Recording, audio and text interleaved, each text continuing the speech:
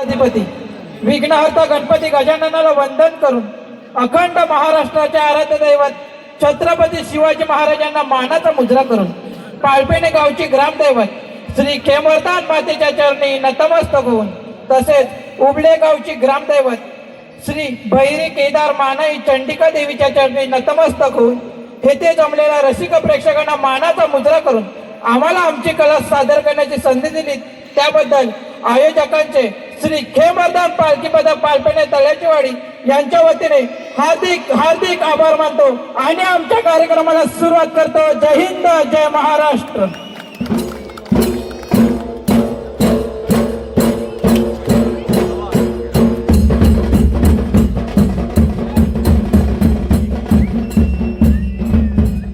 खेमवर्धन पालखीचं पथक पालपेणे आपल्यासमोर सादर करलेला पौराणिक देखावा संत ज्ञानेश्वरांच्या पाठीवरील मांडे।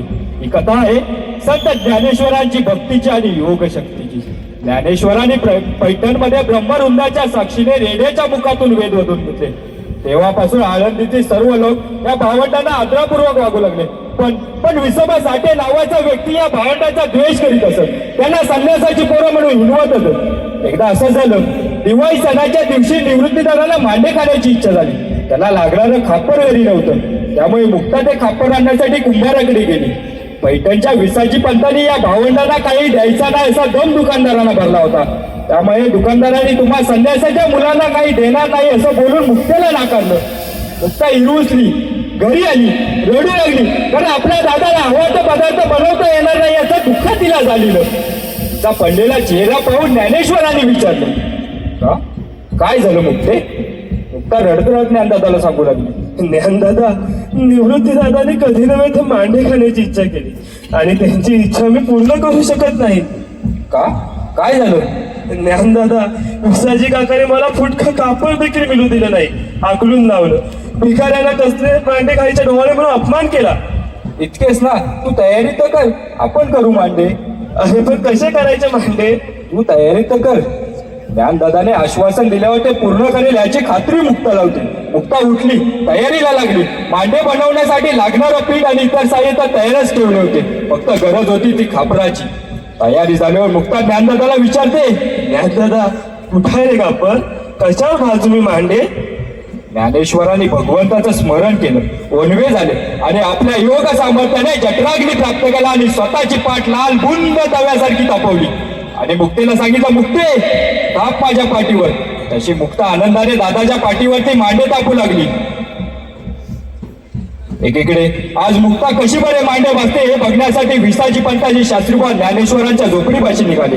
विसाजी पंतांचा या मुलांवर खूप राग। शास्त्रीबुवा, ही संन्यासाची पोरं पण डोळे मांडे खायचे, या मुक्तेला खापर सुद्धा मिळू नाही, बघतोच ना कसे मांडे बसते ती। चला अहो विसाजी पंत, चला काही गाठी करतात ते बघू, अंदाज घेऊ, बघ मुली बंधू असं म्हणताय, मग चला। इकडे निवृत्तीचे मांडे खाण्याची इच्छा पूर्ण झाली होती। मुक्ते, मांडे फारच छान झाले का? याचं सर्व श्रेय ज्ञानदादाला। हा, इतका सुंदर तवा मिळालाय म्हणूनच ते रुचकर झालेत। निवृत्तीने मांडे खाऊन मुक्तेचं कौतुक केलं, पण खापर न मिळाल्याने विसाजी पंतांना बघायचं होतं की मुक्ता कशी बरे मांडे वाजते। त्यासाठी विसाजी पंतांनी शास्त्रीबुवा ज्ञानेश्वरांच्या झोपडीपाशी आले। आश्चर्यचकित झाले। अहो शास्त्रीबुवा, चमत्कारच आहे, हे आश्चर्यच आहे। शास्त्रीबुवा, अहो चमत्कारच आहे। लोक म्हणतात त्याप्रमाणे मुलं ही खरंच अवतारीच आहे। विसोबा, मी खरं त्यांची माफी मागतो। इतकी वर्ष भावंडांना खूप छळलं याचा पश्चाताप विसाजी पंतांना झाला होता।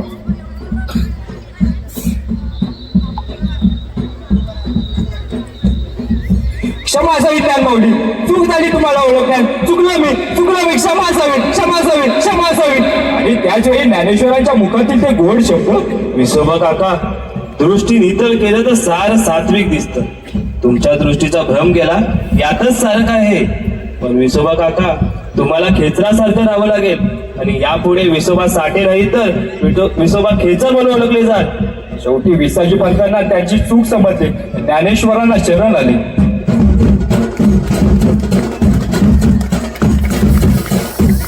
प्रेक्षकांनो, तुम्हाला जर हा पौराणिक देखावा आवडला असेल तर कृपया जोरदार टाळ्या वाजवायचे।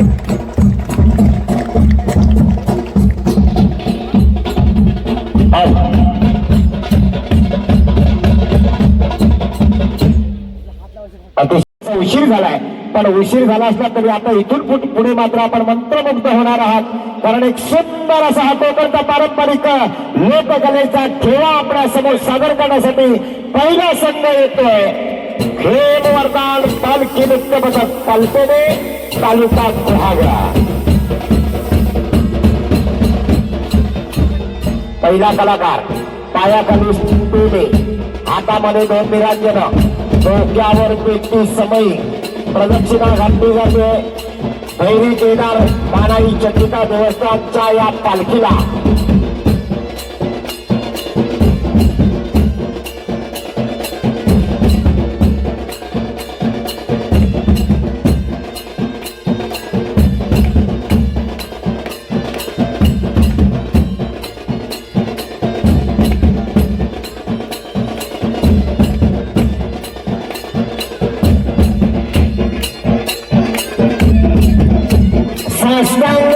घातला जातो या ठिकाणी पालखी समोर. डोक्यावर समय सुंदर असा बॅलन्स केला जातो पालखीने संघाकडून.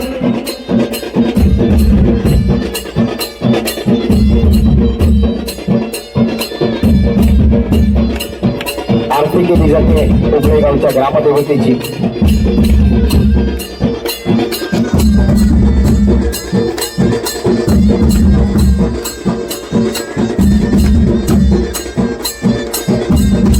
यानंतर स्पर्धा क्रमांक 2 आई सुकाई देवी पालखी नृत्य पथक चिंचगडी तालुका चिपळूण. आपल्याला पहिला पुकारा, आपण तयार राहायचं आहे.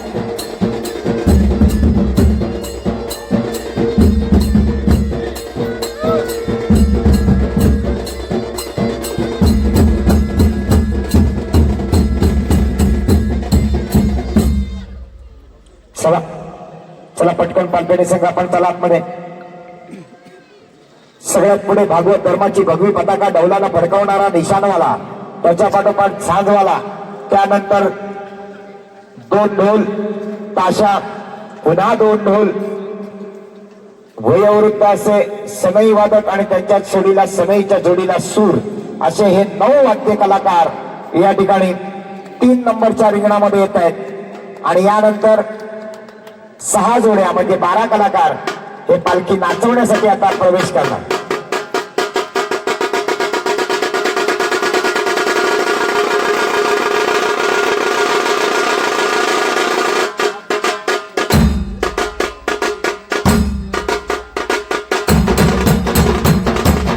सुंदर सुरुवात होते, अतिशय सुंदर असं वाद्य सुरू झालंय आणि सुंदर असा प्रवेश होतो पालखीने सकाळकडून. पालखी नृत्य करणारे हे 12 कलाकार या ठिकाणी प्रवेश करत आहेत.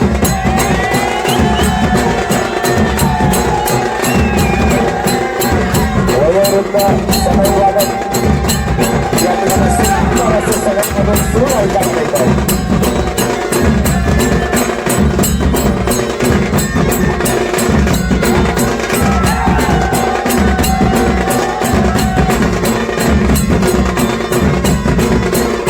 सुंदर असं दृश्य आपल्या समोर पाहायला मिळतंय.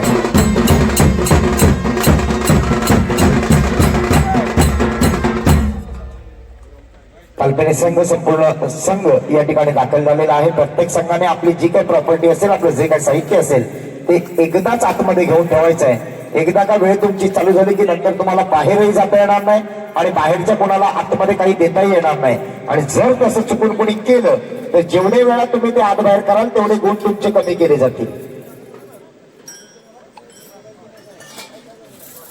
प्रेक्षकांना सुरुवातीला सूचना आहे, जे जे क्षण तुम्हाला आवडतील, जे जे प्रकार आवडतील त्यावेळेला मनमुराद टाळ्या वाजवायला अजिबात मागे पुढे बघू नका.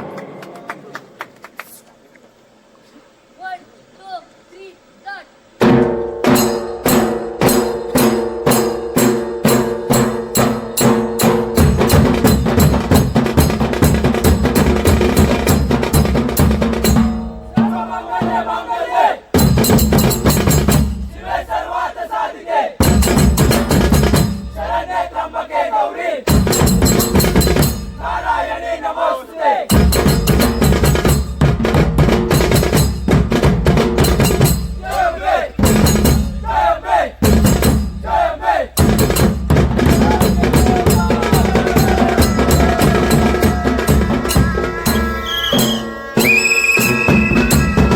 या ठिकाणी वेळ चालू झाली पालखी देशासाठी. सगळे कलाकार पालखी जवळ येतात. एका कलाकाराच्या डोक्यावर पालखी दिली जाते. सत्तराचा हा सोहळा या ठिकाणी चालू होतोय. पालखीवर पुष्पवृष्टी केली जाते. कृत्रिम पुष्पवृष्टी आहे. एकावर एक दुसरा कलाकार आणि पहिला नमस्कार केला जातो निवडणुकीच्या ग्रामामध्ये भैरूकेदार मामांच्या पिता या देवतांच्या चरणावर.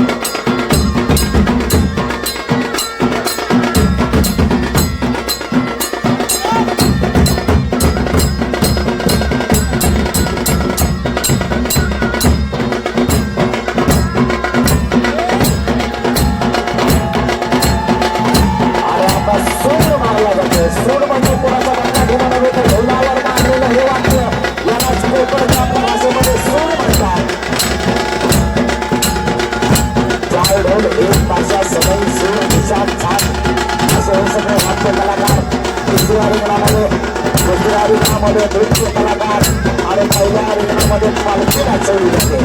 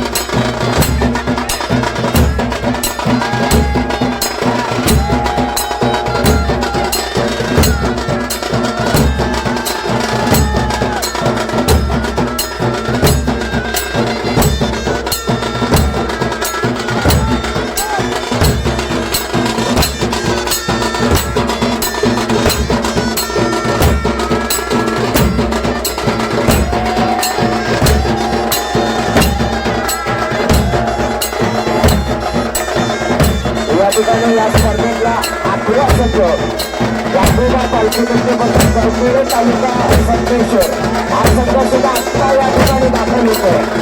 करपेड संघ आपलं सुद्धा स्वागत आहे. ही स्पर्धा 20 तारखेची आहे की 21 तारखेच्या हवाला 21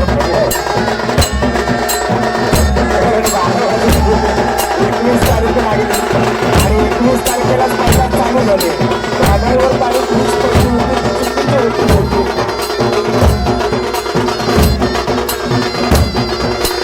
दोन दिवसाची स्पर्धा बघायला ऐकून सुंदर असा कार्यक्रम या ठिकाणी चालू आहे. सारे सदैवाने जर आपण जवळपास असाल तर त्यामुळे सगळं आपली वाट पाहतोय स्टेजच्या समोर या.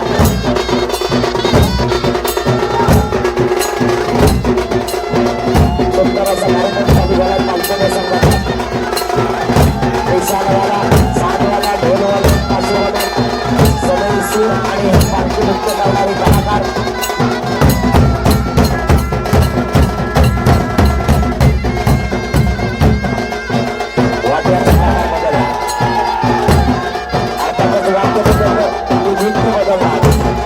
वेगवेगळ्या अशा वाक्याच्या चांगल्या आणि नृत्याच्या चांगल्या या ठिकाणी सादर केला जाणार.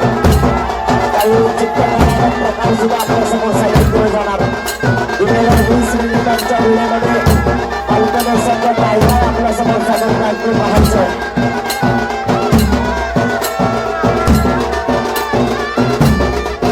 या पालखी संघाचे 4 ढोल आपण पाहतोय.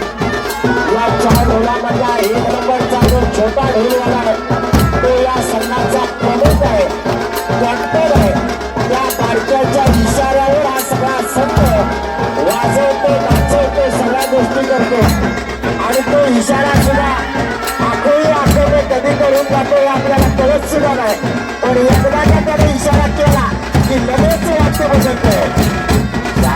इशारा वाद्याचा प्रकार बदलला एक जबरदस्त असा हा उल्लेख कलाकार आहे छोटा ढोलवाला छोटा तर बडा धमाका अतिशय सुंदर असं पार्श्ववाला सुद्धा ढोलवाल्याला साथ देतोय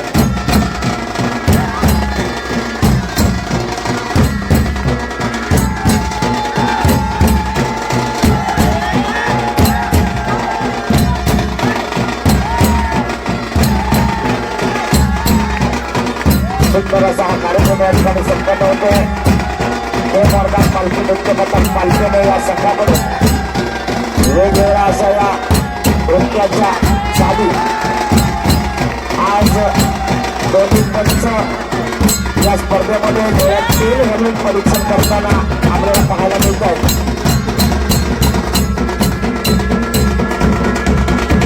पुन्हा वाद्याचा प्रकार बदलला ढोल गतिमान झाले ताशा गतिमान झाला इशारेवाला गतिमान साजूवाला गतिमान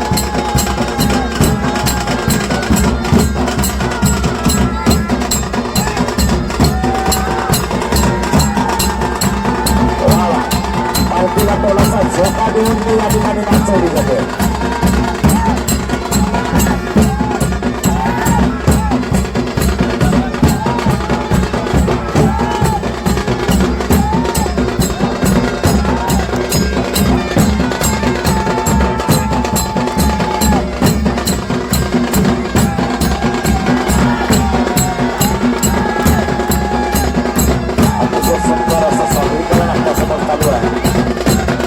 मार्गात पालखी नृत्य पथक पालखीने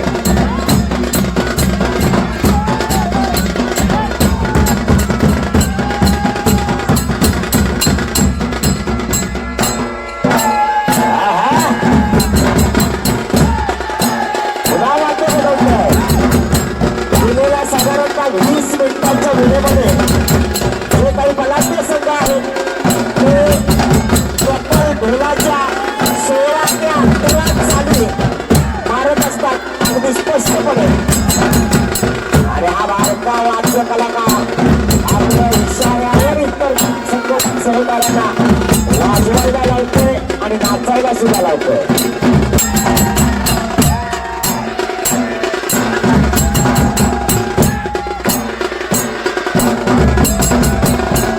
सदैवाले बघा त्यांचं वय बघा 20 मिनिटं छातीचा पिंजरा करून सगळी शरीराची हवा गालात फुगवायची आणि ती सवयीमध्ये फुटून त्याच्यातून स्वर काढायचे हे सोपं काम नाही बघायचं असेल तर कुणीतरी प्रयत्न करून बघा आपली हवा कुठल्या मार्गात निघून जाईल ते आपल्यालाच कळणार नाही पण जे जातीवंत कलाकार आहेत त्यांनी खूप मेहनत घेतलेली आहे ते हे कला सादर करू शकतात त्यातले हे वयोवृद्ध सदैव वादक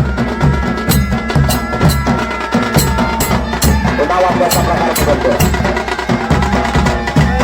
या संपूर्ण कार्यक्रमासाठी आमचे मित्र विक्रांत चव्हाण आणि त्यांचे सहकारी यांनी अतिशय मेहनत घेतलेली आहे तब्बल मागेला जवळजवळ 1 ते 1.5 महिना या संपूर्ण कार्यक्रमाचे नियोजन ते आपल्या सहकार्यांना घेऊन करतात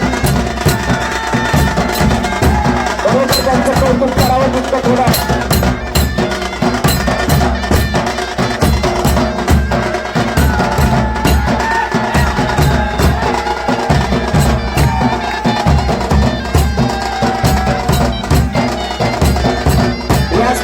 स्पर्धा क्रमांक 2 आणि सकाळी पालखी नृत्य पथक चिचगरी आपल्याला दुसरा प्रकार आहे आपण इंग्रजच्या जवळ येऊन टाकायचं आहे चिचगरी संघ आपण इंग्रजच्या जवळ येऊन टाका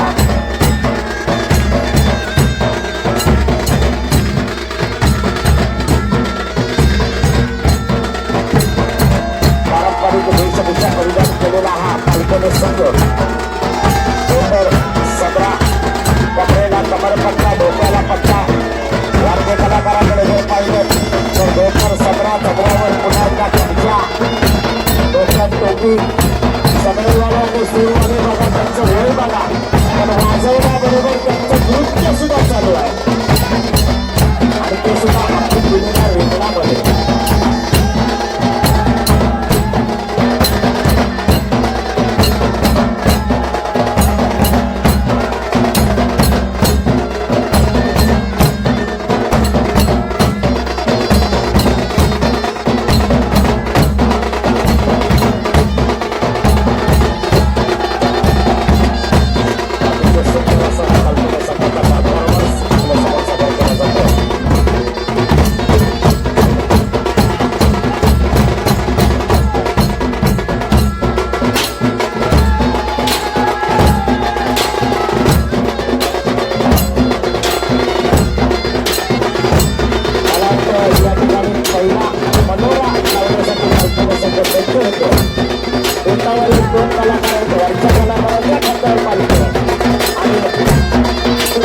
आपली पालखी या ठिकाणी फिरवली जाते, नाचवली जाते. मंदिरावरती विटावर दोन कलाकार, मगाशी वरचा कलाकार बसलेला होता, आता वरचा कलाकार उभा राहिला आणि त्या वरच्या कलाकाराच्या खांद्यावर ज्यावेळेला वरच्या कलाकाराच्या खांद्यावर पालखी असते आणि ती पालखी फिरवली जाते, त्याच वेळेला तो बडोरा ग्राह्य मानला जातो असं मला वाटतं. पण चांगले अनुभवी आहेत ते त्यांच्या दृष्टीनं परीक्षण करणार आहेतच.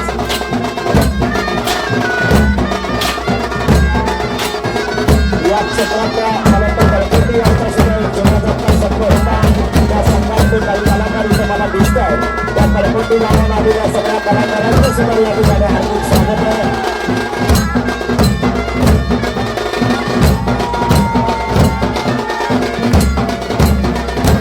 वाद्याचा प्रकार बदलतात, वाद्य बदलतात ते नृत्य बदलतात.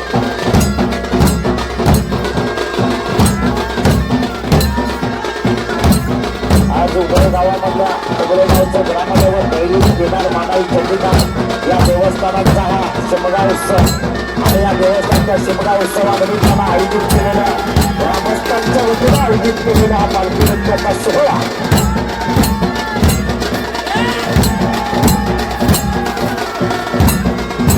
लेझिमचा वापर केला जातो. पालखी संघाकडून पालखी नृत्यावर लेझिम या ठिकाणी केलं जातं.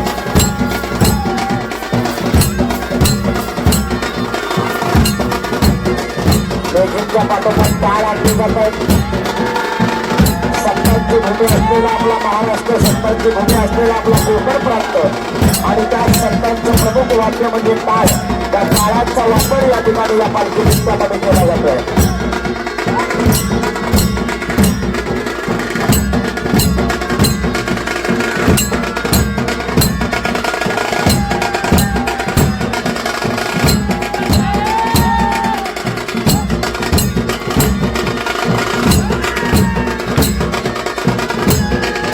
सुंदर अशी विद्युत रोषणाई आपल्याला पाहायला मिळते. आमचे मित्र कदम आणि त्यांचे सहकारी आणि सुंदर विद्युत रोषणाई आणि साऊंड सिस्टीम केलेली आहे. त्यांना धन्यवाद द्यावे तिथे पुढे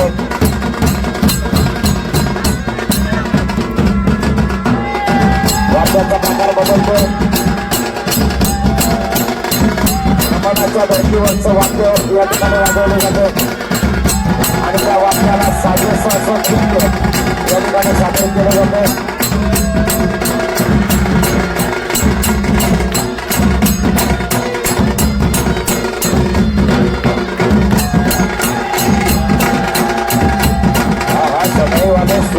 सूरवाले मामा बघा कसे रंगात आले. या वयात सुद्धा त्यांची पावलं कशी फिरत बघा.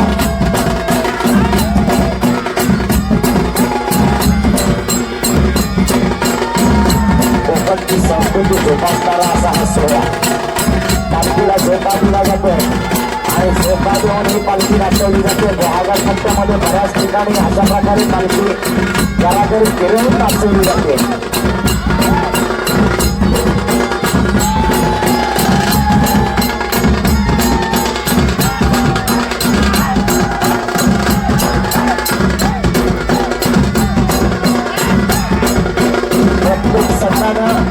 ढोल वाजवणं महत्वाचं आहे, पण त्याचबरोबर ते ढोल वाजवण्याची आधी ढोल लावणं ही सुद्धा एक कला आहे. ती देखील प्रत्येकाने जपायला हवी. पुन्हा वाद्य बदलतो. पारंपरिक बरोबर थोडीशी आधुनिकतेची साखर घातली जाते. शेवटची 5 मिनिटं शिल्लक काल्पनिक सगळं. शेवटची 5 मिनिटं.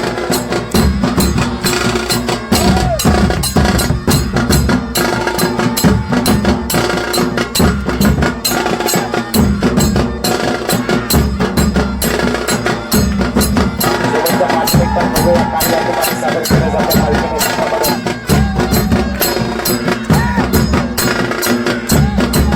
मागील काही दिवसाचा हा अनुभवी असा संघ दांडिया वापरल्या जातात. गुजरातचा दांडिया महाराष्ट्रात कधी आला आणि आपल्या गावागावात वाडीवाडीवर कधी खेळला गेला हे तुम्हाला आम्हाला कळलंच नाही. त्याच दांडियाचा वापर पालखी नृत्यामध्ये केला जातो. वाद्य बदलत आहे.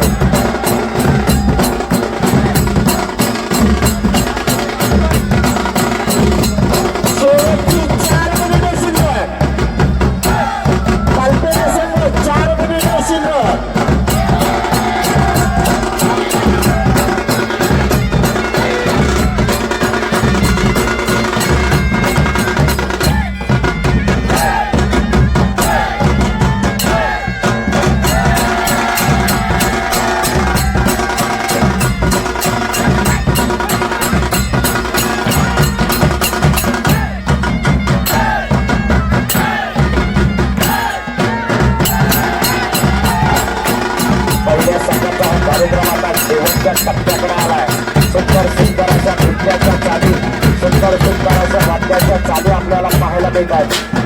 पुन्हा वाद्य बदलतो. एक काठी ढोलाच्या पानावर मारली जाते, दुसरी काठी ढोलाच्या मथळ्यावर मारली जाते. सगळे कलाकार पालखीजवळ येतात. अजून काही मनोरा सादर केला जातो का बघूया.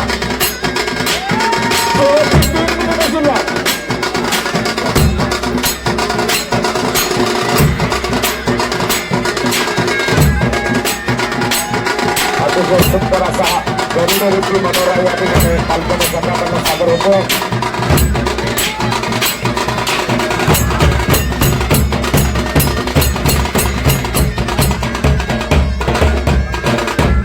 पुन्हा वाद्य बदलतं. टप्प्यावर वाद्य बदललं जातं. एक तासाला संपूर्ण पालखी आपल्या एका हातामध्ये घेऊन ती पालखी या ठिकाणी वाजवण्याचा प्रयत्न केला जातो.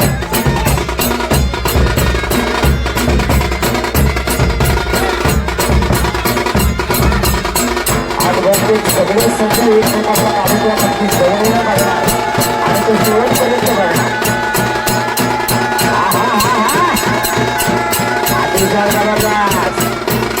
शेवटची 3 मिनिटे शिल्लक.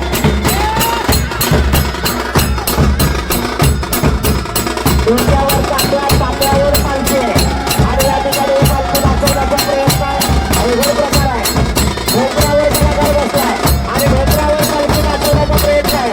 कारण पालखी नृत्य स्पर्धेमध्ये 2 अतिशय महत्वाचे नियम असतात. एक म्हणजे पालखी दाखवत असताना कुठल्याही कलाकाराचा पाय पालखीला लागता कामा नये आणि दुसरं म्हणजे पालखीचा कुठलाही अवयव हा जमिनीला टेकता कामा नये. हे दोन महत्वासाठी सगळ्या संघांसाठी बदल करत असतात. यातला एक जरी नियम एखाद्या संघाने बोलला तरी तो संघ स्पर्धेतून बाद होऊ शकतो. शेवटच्या टप्प्यात आलेला पालखीने संघाचा परफॉर्मन्स. वाद्य या ठिकाणी गतिमान चाललेला आहे. निशाण गतिमान, साथ गतिमान, सगळे सूर. शेवटचं मिनिट, लास्ट 2 मिनिट.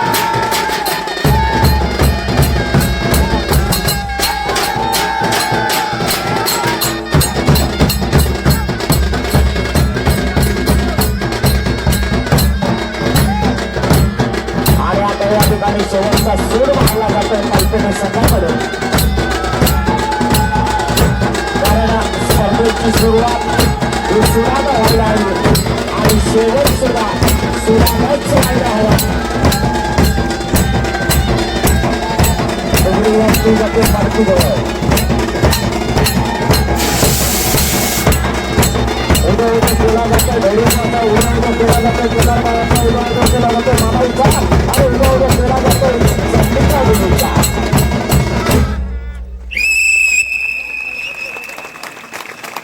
अतिशय सुंदर. चला ग्रामस्थ मंडळी पालखी आपल्या ताब्यात घ्या.